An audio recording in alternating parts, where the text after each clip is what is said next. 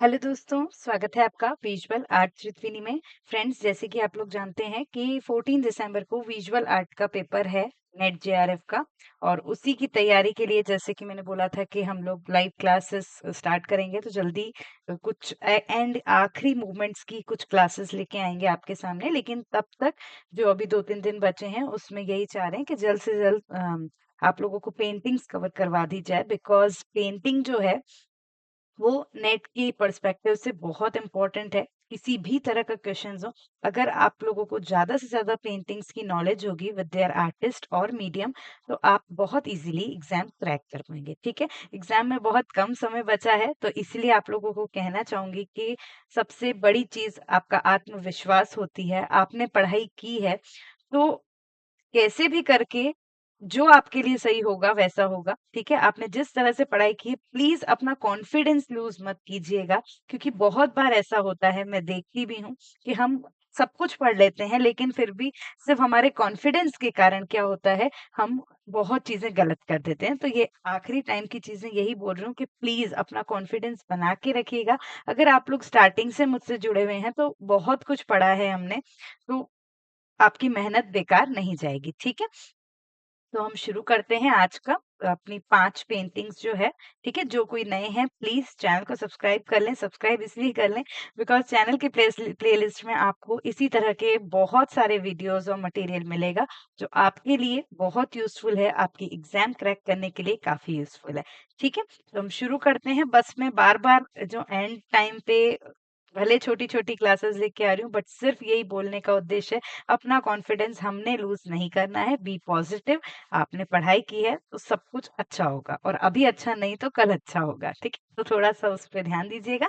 चलिए शुरू करते हैं। हम आज की फर्स्ट पेंटिंग जो है हमारी, वो है एज ऑफ इनोसेंस। ठीक है, एज ऑफ इनोसेंस। मैं आपको बता दूं, हम पेंटिंग्स को इंग्लिश में ही वो करेंगे प्रोनाउंस, क्योंकि ये नेट के टारगेट के लिए है, और नेट में मोस्टली हिंदी में भी वो इंग्लिश टर्म ही देते हैं, तो आप इंग्लिश का नॉलेज रखेंगे तो आपके लिए ईज़ी रहेगा। ठीक है? एज ऑफ इनोसेंस बड़ी सुंदर सी बिटिया बैठी हुई है, दिख रहा है हमको, है ना? किसने बनाई है? तो ये सर जोशुआ रेनॉल्ड्स ने बनाई है। Sir Joshua Reynolds.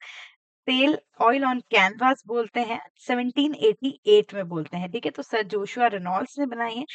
Joshua Reynolds England के बहुत फेमस कलाकार माने जाते हैं, और royal academy of art London, है ना? उनके फर्स्ट प्रेसिडेंट और एक तरह से फाउंडर माने जाते हैं। इतना ध्यान रखिएगा, रॉयल एकेडमी ऑफ आर्ट्स। ठीक है? तो ये इंग्लैंड के प्रमुख कलाकारों में से एक सर जोशुआ रेनॉल्ड्स माने जाते हैं। ठीक है, तो काफी एज ऑफ इनोसेंस आप सब देख रहे हैं। इनोसेंस की एज, एक बहुत ही इनोसेंट गर्ल का पोर्ट्रेट इन्होंने यहाँ पे बनाया है, फुल लाइफ साइज इन्होंने बनाया है। ठीक है, तो ये इंपॉर्टेंट पेंटिंग है, काफी बार आ चुकी है, थोड़ा सा ध्यान दीजिएगा। ठीक है, next the very important one is the bicycle wheel. ठीक है, जब दादाइज़्म पढ़ाया था, तो उसमें आपको वैसे ये चीज़ बता ही चुके हैं, लेकिन काफ़ी बार आ चुका है, इसलिए आपको ये भी पढ़ना इम्पोर्टेंट हो जाता है। ठीक है? द बाइसिकल व्हील या बाइसिकल व्हील, ये जो बनाया है, वो बनाया है मार्सेल डचैम्प ने। ठीक है? इसका मीडियम है मेटल व्हील और रेडीमेड। ठीक है? ये जो व्हील है वो मेटल से बना गया है, ये स्टूल है वो लकड़ी का है, और इवन इसको हम रेडीमेड्स कहते हैं। रेडीमेड्स मतलब मार्सेल डिचैम्प एक स्कल्पचर होने के नाते उन्होंने इसका निर्माण नहीं किया। दादाइज्म का एक तरह से ट्रेडिशन और नेचर ही ये होता था कि वो रेडीमेड्स को इस तरह से कंपोज करके देते थे कि वो एक आर्टिफैक्ट है। ठीक है, तो वही चीज वो शो करना चाहते थे, इसीलिए उन चीजों को रेडीमेड्स बोलते हैं। जैसे कि एक एग्जांपल है द चैम्प का ही, जब उन्होंने फाउंटेन नाम से, तो वो कोई फाउंटेन का कंस्ट्रक्शन नहीं किया था, एक जनरल सा यूरिनल ही उन्होंने उस एग्जीबिशन में फाउंटेन नाम दे के रख दिया था। तो ये चीज दादाइज्म की पहचान होती है, और रेडीमेड्स का निर्माण जो है, रेडीमेड से निर्माण जो है दादाइस्ट आर्टिस्ट ने किया है। ठीक है, 1913 का काम है उनका। और मार्सेल डचैम्प के बारे में बोले तो वो दादाइज्म के बहुत फेमस कलाकार हैं, और नॉट ओनली ऐसा नहीं है कि सिर्फ दादाइज्म में ही काम किया है, उन्होंने आगे फर्दर श्योरिज्म में भी काम किया है। और हम उससे पहले बोले तो वो एक क्यूबिस्ट कलाकार भी रहे हैं, जिसने लेडी इन स्टेयरकेस बनाई है। ठीक है, और मार्शल डिशैम का एक फाउंटेन वर्क भी बहुत फेमस है, आप उसको याद रखिएगा, ठीक है?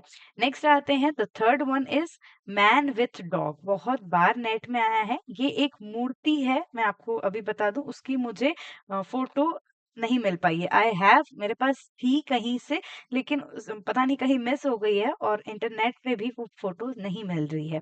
ध्रुव मिस्ट्री का स्कल्पचर है, इतना ध्यान रखिएगा। ध्रुव मिस्ट्री फेमस इंडियन स्कल्पटर माने जाते हैं।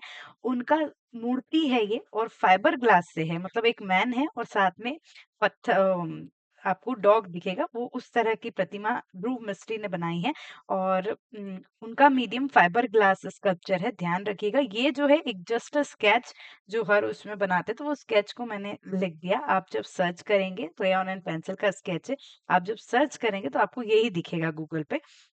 बट एक मूर्ति है, इसको बहुत अच्छे से ध्यान रखना और काफ़ी बार आई है, इसलिए ध्यान रखिएगा। मैन विथ डॉग, ठीक है? और अभी लास्ट एग्ज़ाम के बीच में ध्रुव मिस्ट्री का स्पेटियल डायग्राम आया था। ध्रुव मिस्ट्री बहुत फेमस मूर्तिकार माने जाते हैं, आउटसाइड स्कल्पचर, आउटडोर स्कल्पचर भी बनाते हैं और उन मूर्तियों में वो स्टील, एल्यूमीनियम शीट्स इनका भी यूज़, वैसे भी मूर्ति बनाते हैं, फाइबर ग्लासेस ये सब भी बनाते हैं, ठीक है? तो उस हिसाब से इनको ध्यान रखिएगा।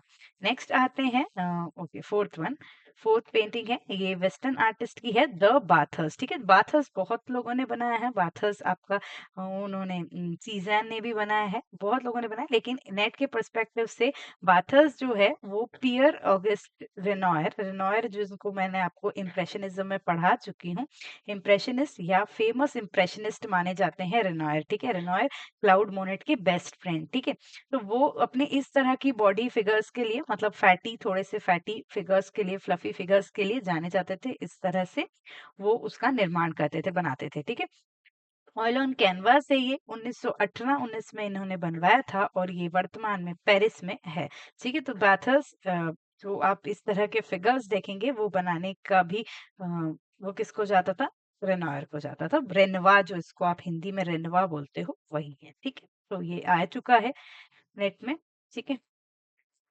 फिर अपना फिफ्थ काम देखते हैं सनफ्लावर्स, ठीक है? सनफ्लावर्स वेरी इंपॉर्टेंट वन, जिसको बनाया है विंसेंट वैन गॉग ने, है ना? विंसेंट वैन गॉग ने, Vincent van Gogh the post impressionist artist, the famous post impressionist artist, उन्होंने अपने और द फादर ऑफ एक्सप्रेशनिस्ट बोलेंगे, अपने सेल्फ एक्सप्रेशन के लिए कलाकृतियों के निर्माण किया, बहुत कम उम्र जिए और ये एक जस्ट एक स्टिल लाइफ है सनफ्लावर का, जिसको उन्होंने एक्सप्रेशनिस्ट तरीके से बनाया गया है, ठीक है? तो वो ऑयल पेंट है, 1888 1889 में एम्स्टर्डम, जहाँ पे हम बोलेंगे एम्स्टर्डम, वहाँ पे वैन गॉग म्यूजियम जो है उस जगह पे यहाँ पे ये प्लेस्ड है, ठीक है?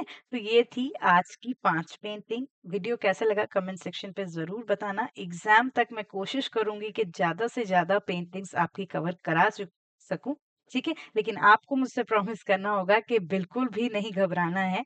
बहुत सारी चीज़ें हैं और मैं आपको एक छोटा-सा टिप देती हूँ लास्ट टाइम के लिए कि आपको जो है अब ज़्यादा जो आपके नोट्स हैं या थ्योरेटिकल पोर्शन है, उस पे नहीं जाना है। इसी तरह की पेंटिंग्स देखिए, गूगल कीजिए, सर्च कीजिए और ज़्यादा से ज़्यादा पेंटिंग्स देख लीजिए। पेपर्स हैं तो पेपर्स को देख लीजिए, उसके अलावा आपको कुछ भी नहीं करना है, ठीक है? क्योंकि अब बहुत कम समय है तो बिल्कुल कूल होके पढ़ाई करनी है, जितना होएगा बहुत अच्छा होगा, ठीक है? Thank you so much, bye-bye, all the best.